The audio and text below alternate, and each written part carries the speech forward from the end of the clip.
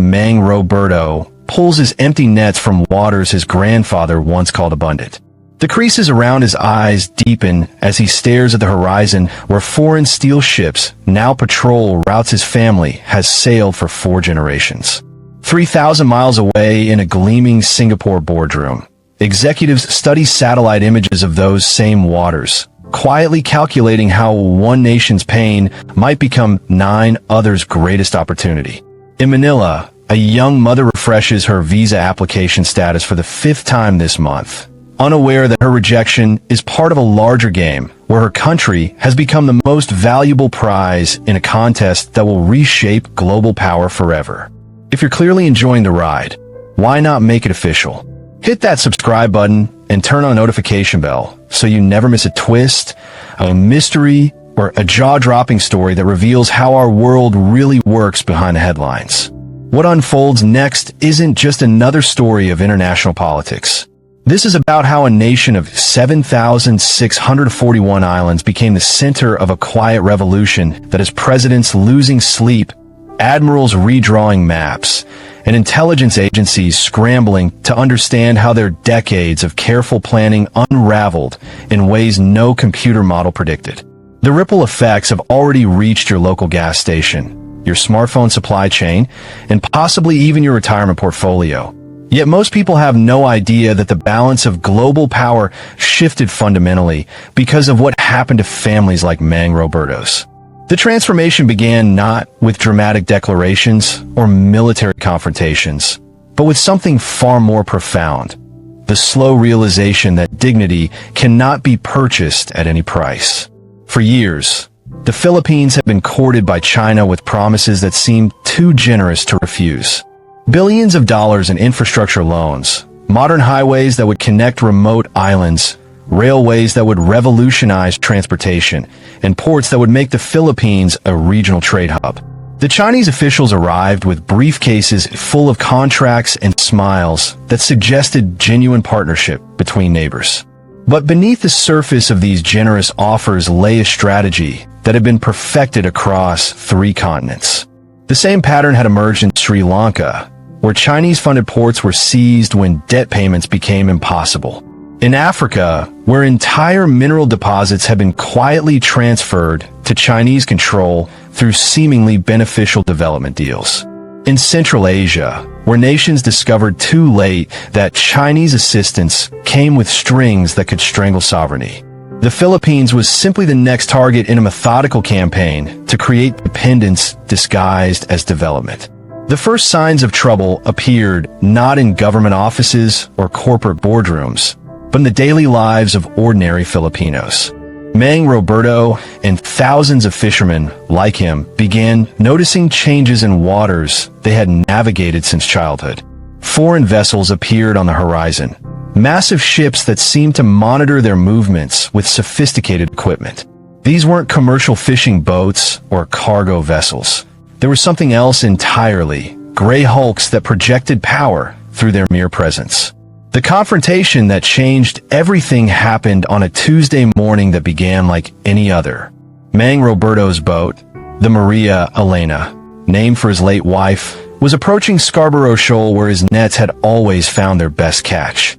But instead of the familiar sight of diving seabirds marking rich fishing grounds, he saw steel barriers and uniformed men who spoke a language he couldn't understand, but whose intentions were unmistakably clear. The water cannon struck without warning, powerful streams that could have easily capsized his wooden boat if they had hit directly. The message was immediate and terrifying. These waters were no longer his to fish. As Mang Roberto struggled to maintain control of his vessel, something deeper than fear settled in his chest. This was humiliation of a kind that his generation had hoped never to experience again, the bitter taste of being treated like a trespasser in his own homeland. But China's strategy went far beyond maritime intimidation. Satellite imagery revealed the impossible. Barren coral reefs transformed into military installations within months.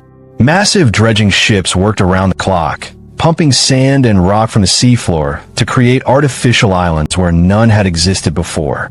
Fiery Cross Reef became a 680-acre military base, complete with runways capable of launching fighter jets. Subi Reef sprouted radar installations and missile systems.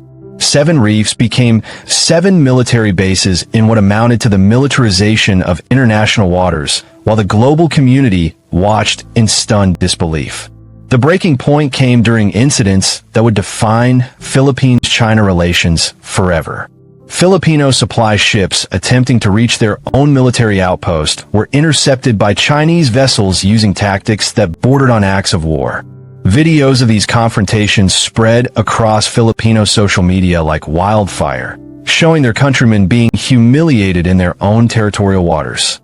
The public reaction was swift and powerful, uniting 109 million Filipinos in ways Beijing never anticipated. Before we continue, don't forget to hit subscribe and turn on notifications so you never miss an update.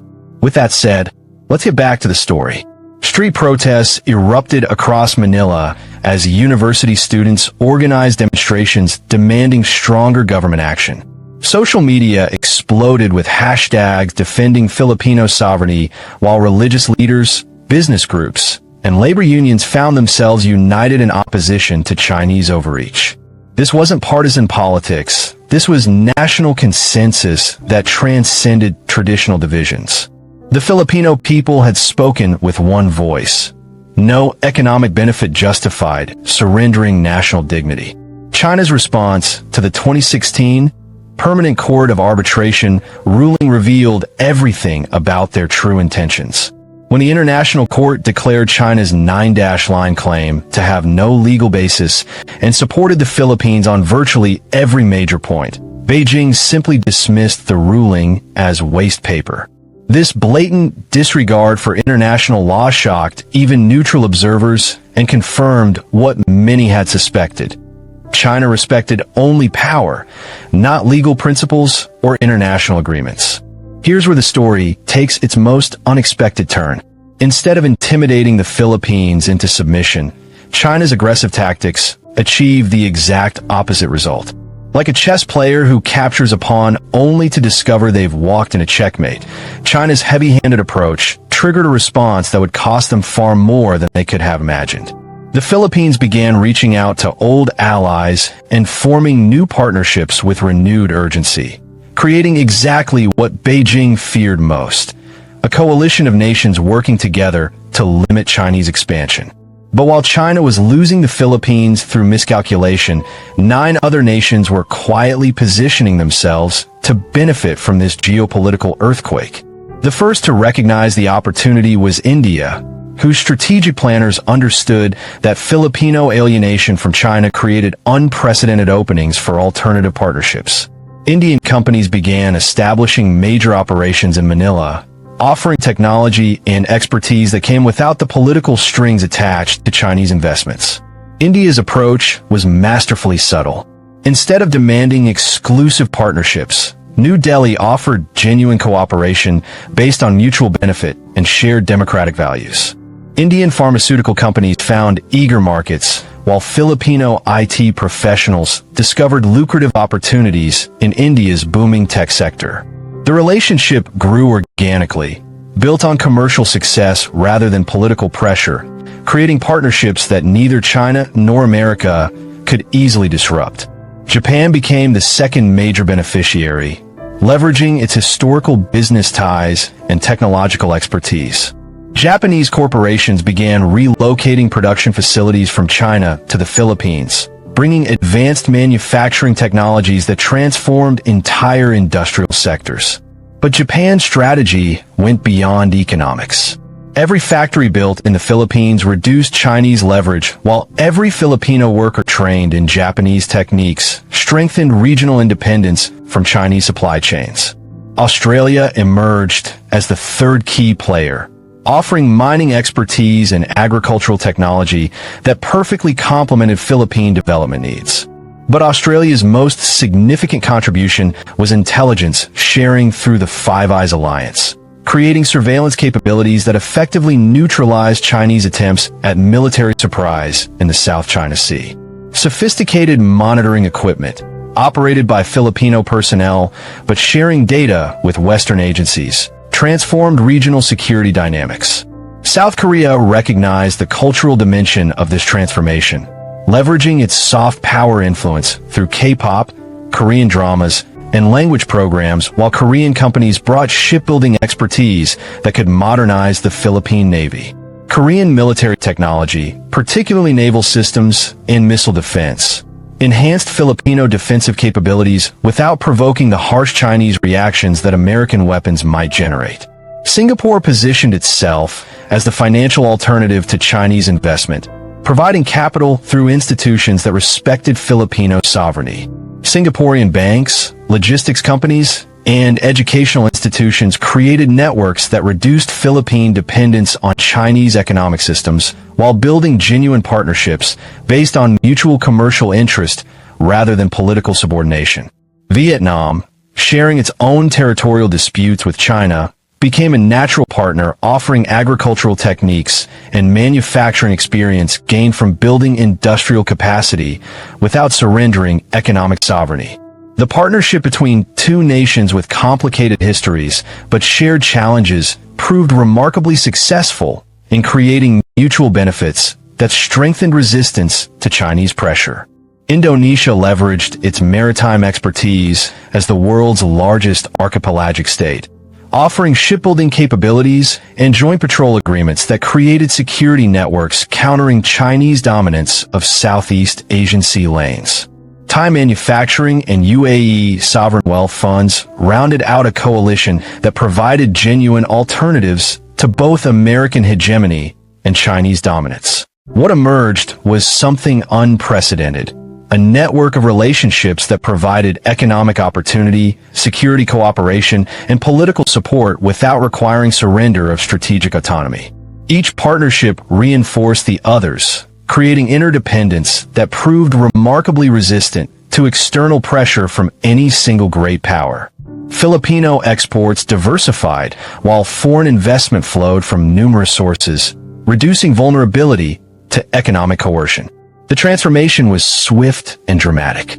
Advanced technologies arrived through multiple channels while Filipino workers gained access to training that enhanced their skills and earning potential. The Philippines found itself protected not by a single patron, but by a network whose combined capabilities exceeded what any one nation could provide. Intelligence sharing created early warning systems, while military cooperation provided training and equipment that enhanced defensive capabilities without compromising sovereignty. If you've made it this far, you're clearly enjoying the ride. So why not make it official? Hit that subscribe button and turn on the notification bell so you never miss a twist, a mystery, or a jaw-dropping story that reveals the hidden forces shaping our world. The cultural implications proved equally significant. The Philippines discovered that its democratic values and diversity were assets in building international partnerships. Nations that respected Filipino sovereignty proved far more reliable than those demanding ideological conformity. This lesson resonated with other middle powers watching this experiment in strategic autonomy, creating a template for resistance to great power coercion. Today, Mang Roberto still fishes the same waters, but now he's accompanied by Coast Guard vessels from multiple friendly nations whose presence ensures his right to work in peace. His grandson studies engineering on a scholarship funded by Japanese companies, while his daughter manages a call center serving Indian clients.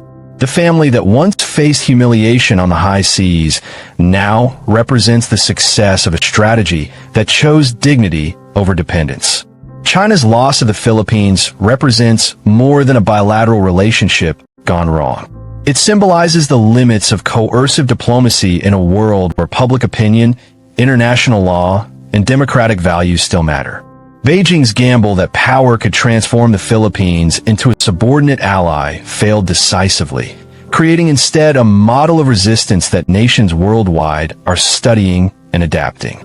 The story continues evolving with new partnerships regularly making headlines, but the fundamental shift is irreversible.